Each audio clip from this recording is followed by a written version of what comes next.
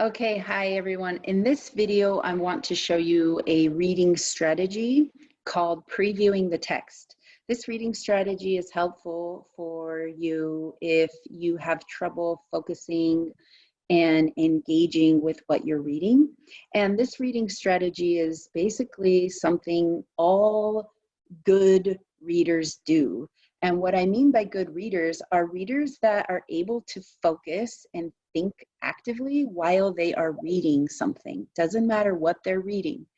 I know for me, a lot of times when I was in school, I would read something and realize that I wasn't reading it. I wasn't thinking about it. I was thinking about what I'm going to do later that day. So I was daydreaming.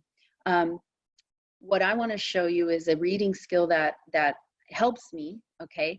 And it helps me to stay active while I read, okay?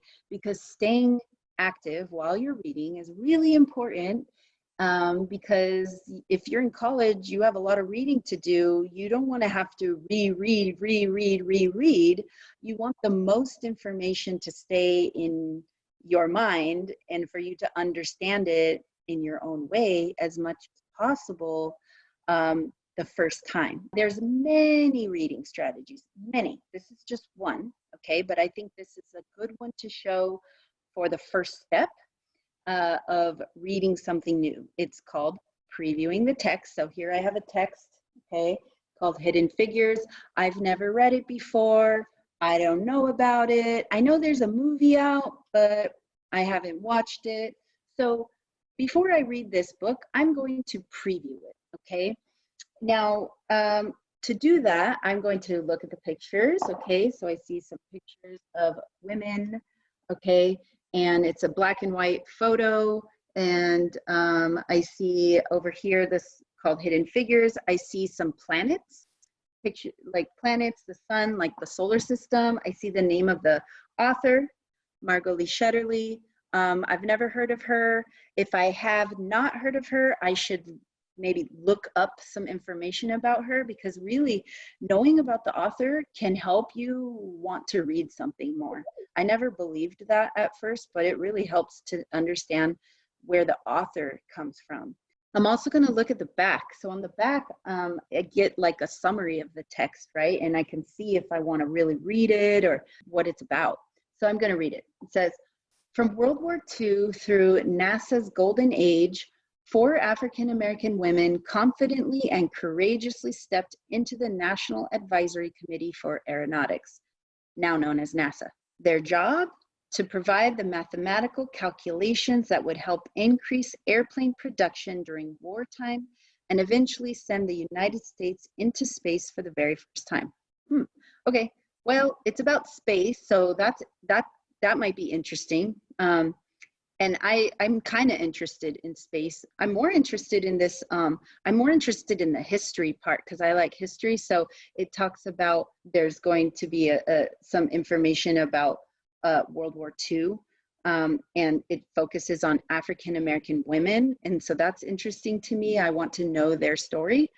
I'm going to keep reading. Hidden Figures follows the stories of Dorothy Vaughan, Mary Jackson, Katherine Johnson, and Christine Darden, who participated in some of the United States' greatest aeronautic successes. I wonder what those were. These women lived through These women lived through and persevered against the backdrop of some of the biggest movements ever to shape our nation's history: the Civil Rights era, the space race, and the fight for gender equality. Now, I've heard of those things because I grew up in the United States, so we study all that. You might have or may not have, depending on where you're from, but I don't know everything about those things, so I'm kind of interested in learning more about them through this story. That's interesting to me. With photographs and rich historical detail, Margot Lee Shetterly brings to life the struggles these 4 women and others overcame to forever change the face of air and space travel. Okay, wow. So it sounds like it's going to be a story about 4 African-American women who had a big, important role in NASA during and before and after World War II. And I am interested in that. But even if I'm not interested in it and I have to read something I'm not interested in, like in school, sometimes you have to do that. It also helps to connect with the story. So did you see I connected while I was reading that? I said, oh, I learned about that in high school or college. I remember that subject. So that's one way to connect. Or maybe you can connect by thinking, oh, I know someone who works for NASA, or I know someone who was interested in space. You know, you start making these connections with your life and with your past. And when you do that, you're using your metacognition. You're using your thinking about thinking, okay? Another thing I do when I preview the text to see what it's about is I'll look in the front, right? I'll look at the table of contents. I'll see who the book is dedicated to. Well, I can see there's a lot of chapters. There's 23 chapters. And I could even read the names of the chapters, and that will give me an idea of the story. Like chapter 1, setting the scene. Chapter 2, a door opens. A door opens what? Like there's an opportunity. Mobilization is chapter 3. What are we talking about? What does mobilization mean? I don't know that word. If I don't know that word, it's okay. I can say, I don't know that word. Or a new beginning is chapter 4. I wonder what that new beginning is about. Maybe there's a new opportunity in this story. Chapter 5, the double V. What does that refer to? I'm going to make a prediction. I'm predicting that that refers to some historical situation or event that happened. Okay, I'm not going to read all of these, but you see what I'm doing? I'm predicting. I'm questioning. I'm thinking about when I'm confused about a word or something, and I'm acknowledging it without judgment. I'm connecting with it, okay? And I'm talking to myself. You don't have to talk to yourself. You can do this in your head. This all happens in your head, okay? And then, you know, I can read the prologue if there's a prologue to get information about the story. When you do that, when you preview the text, especially for a class that you're taking that you have to read, you might not be interested in it, what it does is it activates your metacognitive skills. Metacognition just means you are thinking in your head about something you are reading or something you are learning. So when you question, when you predict, when you connect, when you make any sort of conversation in your head about what you are reading, then you are actively reading, okay?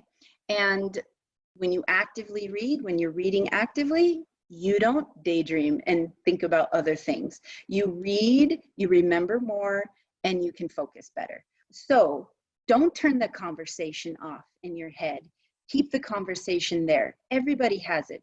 The best readers, the best students do this automatically. They think about their thinking while they're reading or while they're learning something. Do not turn that conversation off. And it's okay if everything you say is, I'm confused, I don't understand. Acknowledging what you know or don't know while you're reading something means you're actively reading it, okay? So this skill helps you before you start reading because it helps you to connect. It helps you to predict. And it helps you to get excited or not excited about what you're reading, okay? And so when you do read, then you can go back to those predictions and back to those connections, and it can be a better reading experience. There are many, many other reading strategies. This is just one. I hope you try it and can notice yourself reading a little bit more actively, at least at the beginning of a new reading.